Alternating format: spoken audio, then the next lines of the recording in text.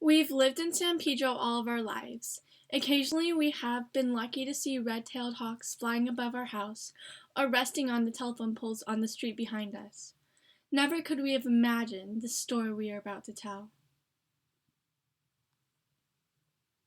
In early May 2014, there was a horrible windstorm.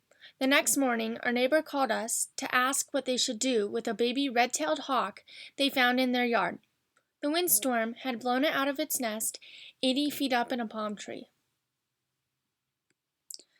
To our surprise, when we went next door and looked, there were two baby hawks on the ground. The babies were a couple of weeks old and still had their white down feathers. We knew we couldn't possibly get them back into the palm trees where they came from, and with the tremendous winds, we weren't even sure if the nest was still there. We searched the internet, and after a few phone calls, we found a contact for South Bay Wildlife Rehab. We called and talked to Ann Lynch. She said the most important thing was to get the babies off of the ground, away from predators. Our mom came up with an interesting idea to make a custom nest from a lid from our outdoor trash cans. Our father drilled holes in the lids and zip-tied them to the branches of two trees in our backyard. Next came the interesting part: how to move the babies from our neighbor's yard into the makeshift nests. Ann Lynch told us to use towels and get them from behind. The baby hawks couldn't fly, but already had extremely sharp talons that we had to watch out for. Baby hawks have a very distinct cry.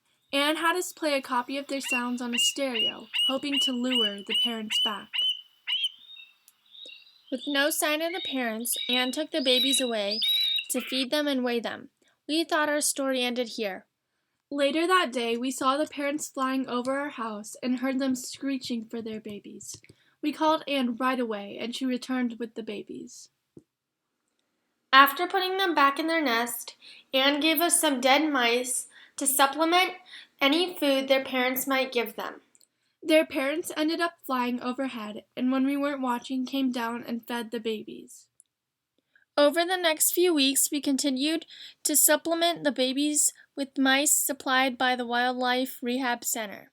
The local crows and mockingbirds did not like having adult hawks flying around so close to their nests, and would constantly harass the hawk parents when they would come near to feed the babies. As they got bigger, the babies started wandering away from their nest. They explored our backyard and even ended up on our deck.